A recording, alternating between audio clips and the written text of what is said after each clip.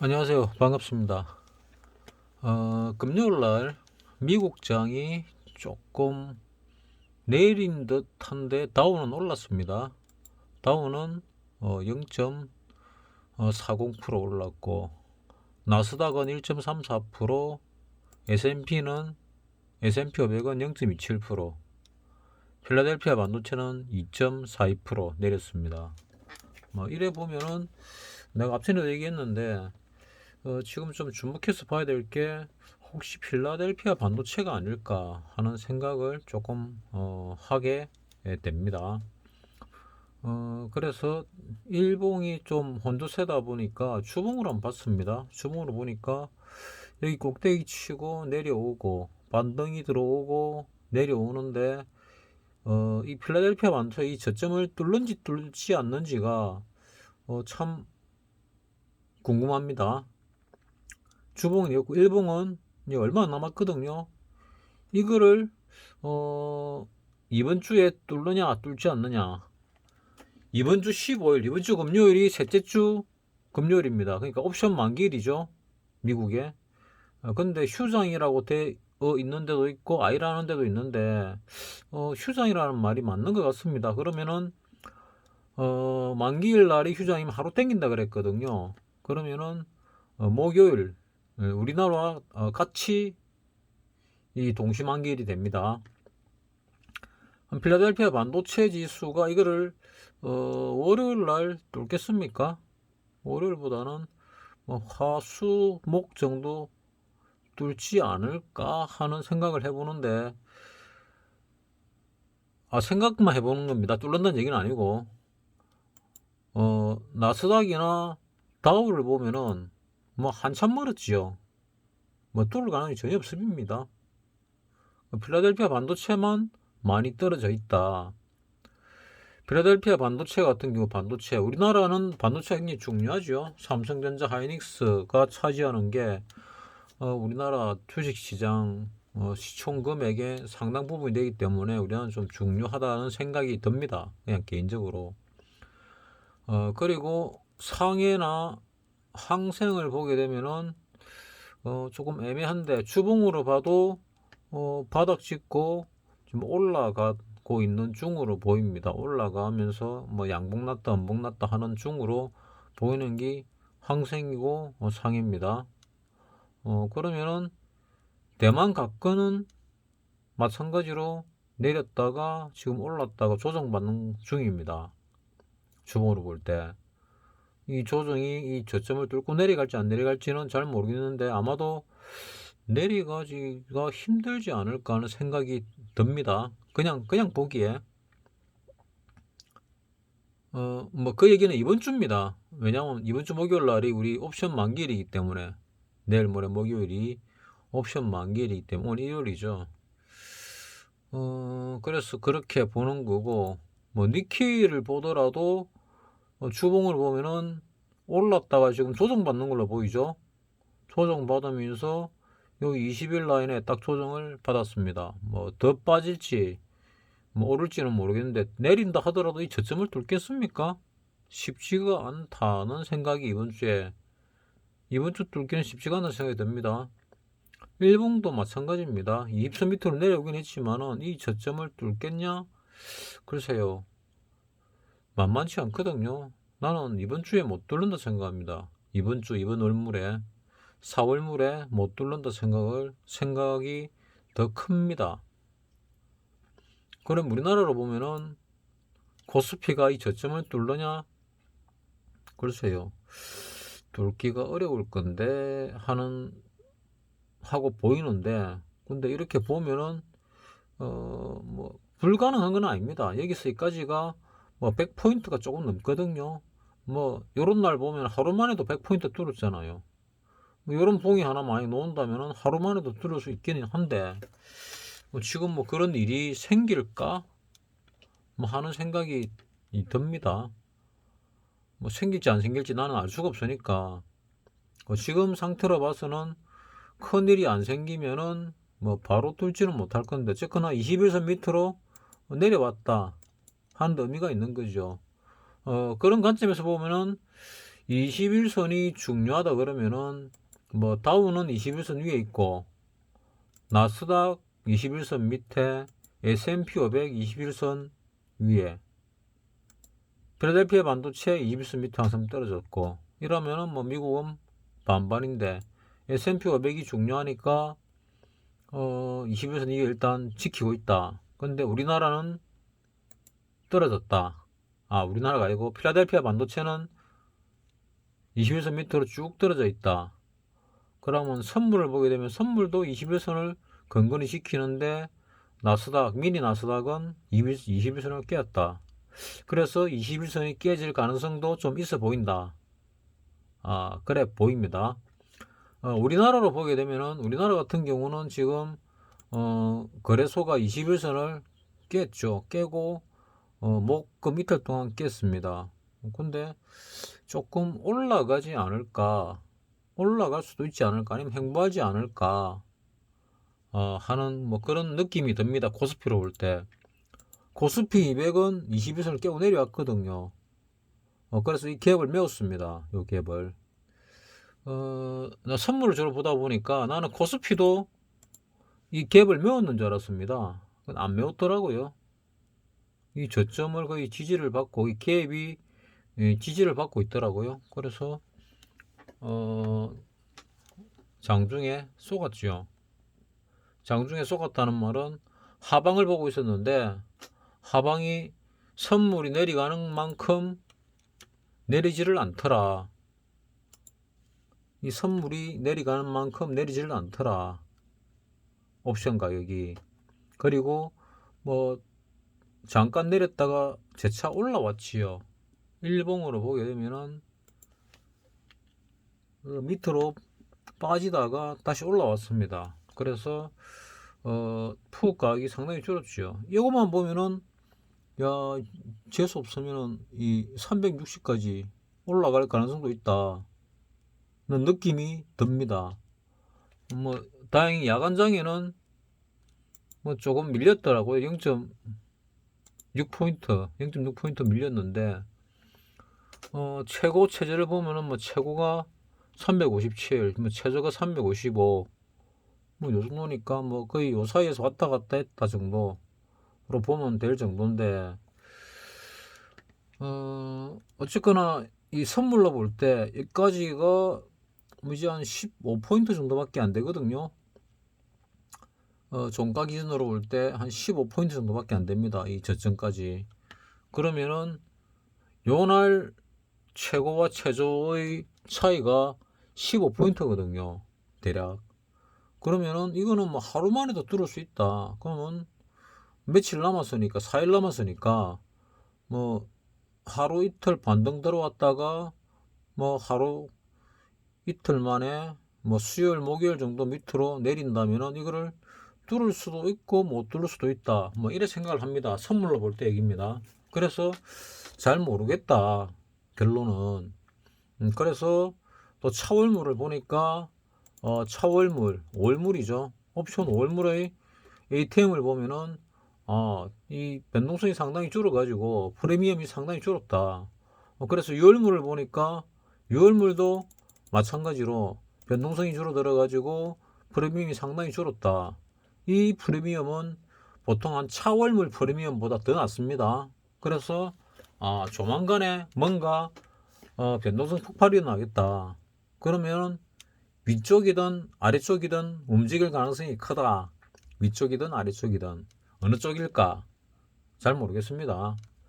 이럴 때 항상 아래쪽이다 얘기했다가 틀리는 경우가 허다하게 많아가지고 뭐 아래쪽이다 말도 못하겠고 그렇다고 위쪽으로 간다 말도 못하겠고 우크라이나 사태는 어찌되냐 뭐 미국의 군인이나 정치인들이나 하는 얘기들을 종합해 보면 전쟁이 좀 길어질 것 같아는 얘기가 나오고 러시아 입장에서는 5월 9일까지 5월 9일이 전선일이기 때문에 그때까지 전쟁을 끝내버리겠다 이런 뭐 생각을 하고 있는 것 같은데 글쎄요 전쟁이 끝날런지 어쩔런지는 잘 모르겠습니다.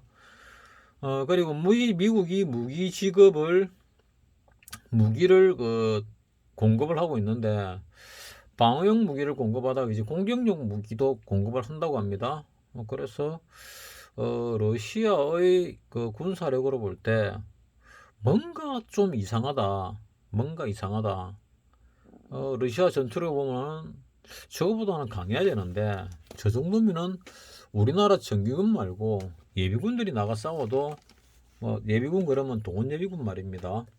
뭐 나이 많이 먹은 예비군 말고 요즘 예비군 몇 살까지 하는지 모르겠는데 동원 예비군 정도가 나가도 충분히 이기겠다는 정도로 굉장히 허약해 보입니다. 미국이 아프가니스탄 철수할 때도 마찬가지였죠. 저거 미국 맞나 싶을 정도로 이상한 철수를 했습니다. 그 와중에 미국이 여러 가지로 덕을 보고 있는 것 같아요. 일단 그 유럽 쪽에 긴장을 조성해가지고 긴장을 많이 조성을 해서 무기를 갖다가 팔아먹을 수 있는 여건을 많이 만들어 놨다는 게 크고, 에너지하고 관련이 크지 않았나 생각했는데 에너지 쪽도 크게 관련이 있는데 그보다 무기 쪽이 더 관련이 큰 것 같습니다. 트럼프가 4년 동안 대통령 하면서 새로운 전장을 안 만들어 가지고 무기를 만드는 업체들이 상당히 경영에 곤란을 겪었나 봐요. 그러다 보니까 무기를 팔아먹는 긴장을 조성해 가지고 무기를 많이 팔아먹을 수 있게 구형 무기들을 깡그리다 재고 정리하는 뭐 그런 사태를 만들어낸 것 같습니다. 이번 전쟁이. 그러면 러시아는 무슨 이득이 있는데 뭐 잘 모르겠습니다. 무슨 이득이 있는지. 근데 뭐 러시아도 이 전쟁이 쇼같이 보이는데 뭐 사람이 죽어 나가긴 하지만은 쇼같이 보입니다. 내 눈에는. 우리 6.25 사변이 뭐 쇼인지 아닌지는 잘 모르겠습니다. 뭐 쇼일 가능성도 꽤나 있지요. 왜냐하면은 6.25 사변 때 H9에서 제외된 것도 그렇고 또 일요일 날 외박을 갖다가 정군의 3분의 1을 갖다가 병사들을 외박을 내보냈습니다. 뭐 간부만 내보낸 게 아니고 병사들까지 다 내보낸 걸로 알고 있습니다. 그래가지고 새벽에부터 새벽 4시에 공격이 시작했지요. 그래서 사람이 없으니까 군인이 없으니까 전선이 뚫리겠지요. 원래 그 철책에 있는 사람은 24시간 동안은 방을 해야 되는데 24시간은 고사하고만 2시간 40분도 방을 못한 것 같아요. 그리고 밀고 내려온 게 3일 만에 서울이 함락이 됐지요. 3일 만에. 그 무슨 전쟁이 3일 만에 함락되는 게 그게 뭐 군인입니까? 군인도 아니죠. 뭐 어쨌거나 그거하고 비교해봐도 웃기는 게 그 북한 정도의 별 볼 일 없는, 그러니까 우리나라하고 그때 격차가 한 8배 정도 차이가 났습니다. 군사력이. 보통 3배 정도 같으면은 이긴다고 봅니다. 전쟁을 해도. 3배 이하 같으면은 전쟁하면은 방어해낼 수 있다고 보거든요. 근데 러시아와 우크라이나하고는 그 전력 차이가 꽤나 크지요. 3일이면은 마음 먹고 3일이면은 함락하고도 남습니다. 키예프. 뭐 키예프를 뭐 키우인가라고 부르려고 하는 것 같은데 뭐 그게 뭐 독도를 다키시마로 부르는 것 같아 뭐 이런 얘기를 하셨던데 뭔지는 잘 모르겠습니다. 키예프가 아직도 점령이 안 되고 있지요. 그리고 뭐 자기네들끼리의 뭐 이건 이해관계 때문에 전쟁이 난 거지 우리나라하고는 별 상관이 없는데 우리나라 쪽에서도 굉장히 이제 긴장이 조성이 되고 있는 것 같습니다. 그래서 미국 쪽에서 작년인지 재작년인지 전투의 개념을 좀 바꿨지요. 전략의 개념을 전장을 여러 개 한꺼번에 전투하는, 전투지를 여러 개 한꺼번에 만들어서 전장을 관리하는 뭐 그런 전투 방식으로 바꿨습니다. 작게 보면은 우리나라의 5027과 비슷한 개념이고, 뭐 크게 보면 좀 다르죠. 그렇게 바꿨는데 그 덕분에 유럽 쪽에 긴장 을 하는 국가가 우크라이나 정도였는데, 지금 우크라이나 주변국 여러 국들이 뭐 발트 3국을 비롯해 가지고 여러 국들이 미국의 무기 시스템으로 들어갈 가능성이 커진 것 같습니다. 근데 또 웃기는 게 러시아가 러시아하고 사우디하고 이 미국의 기축 통화를 갖다가 흔들고 있지요. 러시아는 가스 값을 루블 하나 금으로 받겠다. 그 다음에 저기 그 사우디아라비아는 전에 그 어딥니까, 저 남미에 그 망한 나라처럼 위안화로 받겠다. 뭐 이런 식으로 좀 바꿨습니다. 원래 그 미국이 달러 패권을 가질 때 이 석유값을 달러로 바꾸면서 그 건분이제를 폐지하고 달러가 기축 통화로 전 세계를 지배하게 되었죠. 근데 그 시발점이 되었던 중동에서 특히 중동의 맹주 사우디아라비아에서 달러 결제를 안 하고 위안 결제를 중국의 위안 결제를 하겠다. 이거는 뭐 상당히 뭔가 이상하다. 미국이 이제 거의 뭐 골로 가나, 기축 통화의 뭐 능력이 떨어지는 건가? 뭐 이런 생각이 뭐 이상한 일들이 벌어집니다. 조금 지나보면 알겠지요. 어찌 될지. 그래서 지금 사태가 이것 뚫기가 쉽지 않아 보이는데, 요때도 뚫기 쉽지 않아 보이는데 뚫렸거든요. 요거 안 뚫릴 것 같은데 또 혹시 모르죠. 뭐 안 뚫릴 것 같은데 또 뚫릴지, 내릴 줄 알았는데 오를지는 잘 모르겠습니다. 근데 지금 여기 그 누적으로 보게 되면은 금요일 당일로 보게 되면은 이게 355짜리를 갖다가 정권이 좀 샀습니다. 정권이 좀 샀어요. 그래서 반등이 좀 나올 가능성이 있지 않을까. 뭐 이거 보면은 좀 올라갈 가능성이 있어 보이죠. 좀 올라갈 수도 있지 않을까 생각이 드는데, 그래도 누적으로 보게 되면은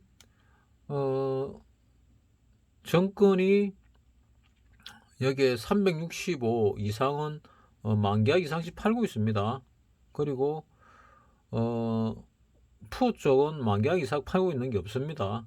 뭐 가까운 게 하나 있지요. 350짜리는 그 정도 팔고 있습니다. 그러면은 뭐 요 사이에서 끝날 가능성이 많은 건가 하는 생각을 지금 이 순간은 하고 있습니다. 근데 야간장 돼서 조금 달라지고, 내일 월요일 화요일 장시장에서 달라지면은 방향을 새로 봐야 되겠죠. 지금으로 봐서는 뭐 그렇게 보입니다. 근데 나중에 상황이 바뀌면서 어찌 될지는 알 수가 없습니다. 뭐 위로 좀 더 올라갈지 밑으로 좀 더 빠질지 알 수가 없는데, 나는 개인적으로, 너는 어찌 생각하냐? 나는 혹시 밑으로 빠지지 않을까 싶어서 요 315짜리를 샀습니다. 315짜리를 샀는데 내 살 때에도 깡통이 아니었는데 어느새 깡통이 나 있더라고요. 요 315를 보면은 완전 깡통이죠. 그래서 그 위에 거 보니까 317을 보니까 그것도 거의 깡통입니다. 320을 보면은 뭐 깡통은 깡통인데 팔 수 있는 깡통이죠. 그래서 월요일 되면은 요거도 팔 수 없는 깡통이 될란가. 그 만약에 월요일 날 조금 오르면은 뭐 장중에 올랐다가 뭐 내릴지, 아니면은 뭐 종가에 올라서 끝이 날지 모르겠는데, 만약에 올라서 끝이 난다면은 뭐 320, 322, 325 이런 것도 다 깡통 날 수 있습니다. 팔 수 없는 깡통 0.01짜리 팔 수 없는 깡통이 날 수 있습니다. 그렇게 본다면은 상황이 하방으로 보는 사람이 위험할 수 있다. 또는 상방으로 보는 사람도 위험할 수 있다. 그래서 항상 옵션은 어렵지만은 잘 알 수가 없다. 특히 이 월물 옵션과 위클리 옵션은 조금 다릅니다. 왜냐하면은 이 월물 옵션은 선물과 또 현물과 같이 연계가 되어 있거든요.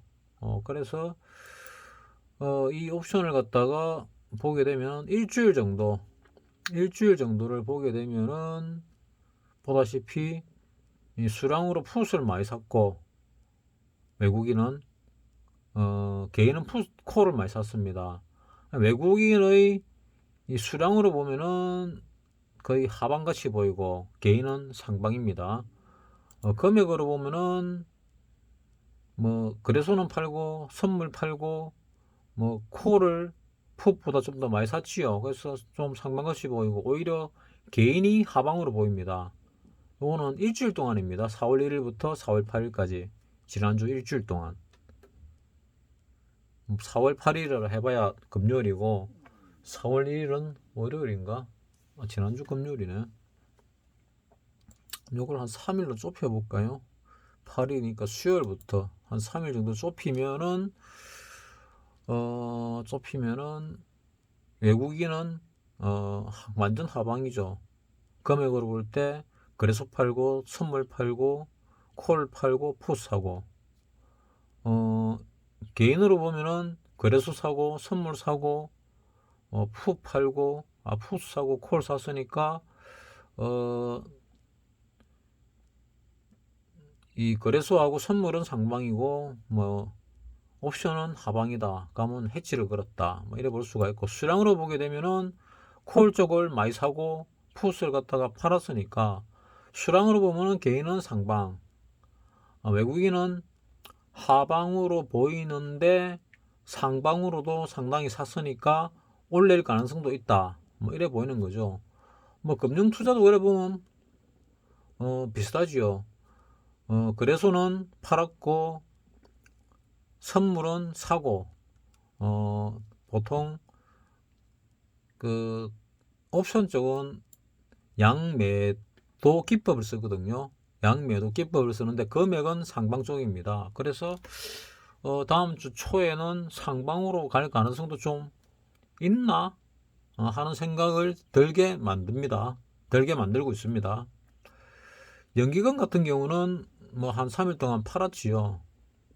보통 그 기관들이 연기금을 잘 따라 하니까 연기금이 팔면은 웬만하면 은행 투신 보험 다 따라 팔더라고요.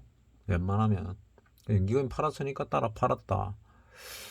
그러면은 파생 옵션 쪽은 어떠냐? 옵션은 뭐 거의 거래가 없지요. 거래가 없고 뭐 다른 거는 뭐 별로 뭐 볼 게 없고 뭐 지금 그런 상황입니다. 이런 상황을 가지고 종합을 해보면은 자, 코스피는 뭐 계속 팔고 있습니다. 팔면서 외국인이 간간히 뭐 100억, 200억 살 때도 있습니다. 몇천억 팔다가 100억, 200억 사기도 한다. 뭐 이런 거고, 개인들은 돈이 많은지 뭐 몇천억, 몇십억 팔았다가 뭐 몇천억, 몇백억, 몇백억, 1조 몇천억 이렇게 삽니다. 그래서 보통 외국인이 개인이 사면은 상방인 경우가 많았지요. 그 바이러스 사태 이후에는 개인들이 사가 밀어 올린 경우가 있었는데 꼭대기 치고 나서는 반대죠. 내리면은 사고 오르면 팔고 하는 게 개인들 전략입니다. 그러니까 지금 개인들이 사고 있으니까 조금 내릴 가능성이 많겠구나. 그래서 또 올라가면은 개인들이 샀던 거 이익 실현한다고 팔지요. 뭐 그런 패턴을 요 최근에 몇 달 동안 보여오고 있으니까 지금은 방향이 어디냐 하면은 아랫 방향인 것 같아. 그래서 주식 하는 사람들은 순환매가 일어나고 있는 것 같으니까 순환매가 일어나니까 올라오면은 익절을 하시라 하는 게 그런 부분입니다. 자, 하락 상위가 뭐 11%, 10% 정도니까 그건 많이 안 빠졌죠. 또 상승은 상한가들이 막 있습니다. 이거 보면은 운주화가 상한가 걸리면은 수익 실현하면 됩니다. 수익 실현하면 돼요. 뭐 박사님 같은 경우는 뭐 한 20몇 프로 빠져 있다가 상한가 딱 치가지고 뭐 0.5% 1%만 수익 나도 입질해 버리더라고요. 왜냐하면 돈을 돌리기 위해서 이익 내고 또 다른 거 살 게 많으니까. 매매하는 사람들은 또 투자하는 사람들은 그렇게도 뭐 합니다. 자, 그래서 이번 주도 잘 봐야 되는데 뭐 위로 갈지 밑으로 갈지는 잘 모르겠지만은 그대로 있을 가능성보다는 아래 위로 움직일 가능성이 더 많은 것 같아. 지난주도 좀 움직일 줄 알았더만은 한 7포인트 정도밖에 안 움직였거든요. 그러면 이번 주도 만약에 많이 안 움직이고 7포인트 정도 움직인다 이러면은 한 350 정도에 끝날 가능성도 뭐 꽤나 있을 수 있다, 뭐 이런 생각이 들기도 합니다. 그래서 뭐 잘은 모르겠다. 지난주 위클리에서 360하고 357이 20몇 배 났거든요. 나는 하방으로 좀 밑으로 빠질 줄 알고 외곽적으로 해놨다가 깡통 나버렸지요. 나는 밑으로 열에 빠지길래 와, 이 잘하면은 많이 빠지겠다 생각을 했죠. 여기서 열에 빠지길래 요 빠졌다가 들어 올리는 순간에 깡통 나버렸지요. 그리고 다시 빠지면은 돌아오냐? 안 돌아오죠. 이만큼 빠져도 안 돌아오지요. 깡통 그대로지요. 그래서 아차하는 순간에 전 재산을 날렸습니다. 아차하는 순간에 이 몰빵이, 파생의 몰빵이 이 하수들이 하는 위험한 짓인데 내가 하수다 보니까 맨날 그런 짓을 해가지고 다 날립니다. 뭐 맨날 내보고 계좌 까라는 사람이 있는데 내가 말로 하잖아요. 맨날 깡통 났다고. 그러니까 뭐 굳이 그걸 계좌 깔 필요도 없고 이런 걸 봐서는 지금 이번 월물에서 뭐 이 저점을 뚫을까 쉽지는 않은데 하는 생각이 들고, 다음 월물은 어찌 될까, 위쪽이든 아래쪽이든 움직일 가능성이 크다. 왜냐? 변동성이 많이 줄어들었으니까 하고 생각을 합니다. 자, 한 주 동안 아래 위로 많이 흔들 것 같은데 나는 방향이 아래쪽이 가능성이 더 많다고 생각하고, 주식 하는 사람은 내가 누차 얘기하는데 수익 나면은 무조건 털고 현금으로 들고 있다가 이 저점이 깨질 때가 옵니다. 언젠지는 모르겠는데 몇 달 안 남았습니다. 몇 주 안 남았습니다. 몇 주인지 몇 달인지 안 남았습니다. 그러면은 분할 매수 들어가야 될 시점을 갖다 알려드릴 테니까 일단 수익 나면은 장중에라도 파세요. 그러니까 미리 어느 정도 오르면 팔겠다는 가이드라인 정해놓고 그때부터 매도를 미리 쭉 걸어 놓으세요. 그러면은 익절이 되겠지요.